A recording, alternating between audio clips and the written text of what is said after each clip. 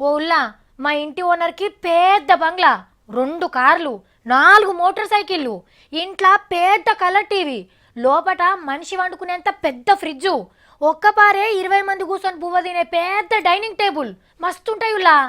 అట్లనే ఒక గిన్నె నిండా చెంచాలు ఉంటాయి. అడిగితేమని అనుకుంటుందేమో అని నేను అడగలే, కానీ నేను ఉండబట్టలేక అడిగేసిన.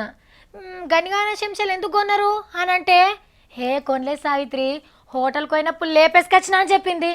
అదేంటి, మీరు దొంగతనం చేసుడేంటి, మీకు బొచ్చటి పైకం ఉన్నది కదా, చెంచాలు కొనలేరా అని అడిగిన. ఏమో సావిత్రి, హోటల్లో చెంచాలను చూస్తే చాలు నా చేతులు గులగుల పెడతాయని చెప్పే. నాకైతే మస్తు నవ్వొచ్చిండులా. ఆ, మెల్లగా తలుపు తీసుకొని లోపలికి వచ్చిండు. ఈ అంగీలు నచ్చినట్టున్నాయి. గిటొచ్చిండు. ఎవరు వస్తలేరు కానీ కానీ ఈ టీషర్ట్ కూడా నచ్చినట్టున్నది. దొంగతనానికి వచ్చినోడు గిని దేవులాడతాడు. ఏది దొరుకుతారు అందుకొని బయట పడాలి కానీ. గిది బాగానే ఉన్నది, మర్చుకో.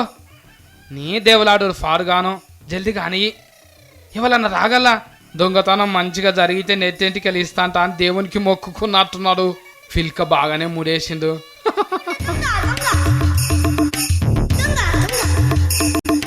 అగో గీ అంగిలో దాసుకున్నాడు. రైట్, ఇక ఉరుకు ఉరుకు. దొంగతనం సూపర్ హీట్. ఇంతకు ఈయన ఎవరు అనుకుంటున్నారు? బట్టల దొంగ కాదు, పెద్ద హీరో.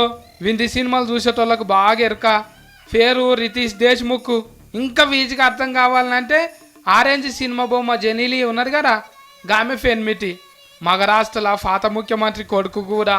సినిమాల హీరో వేషాలు వేసి బోరింగ్ కొడితే బయట దొంగతనం వేసినట్టున్నాడు. బొంబాయిలో ఒక బట్టల దుకాణంలా దొంగతనం చేస్తుంటే సిగరెట్ కెమెరాల సినిమా మొత్తం రికార్డ్ అయింది.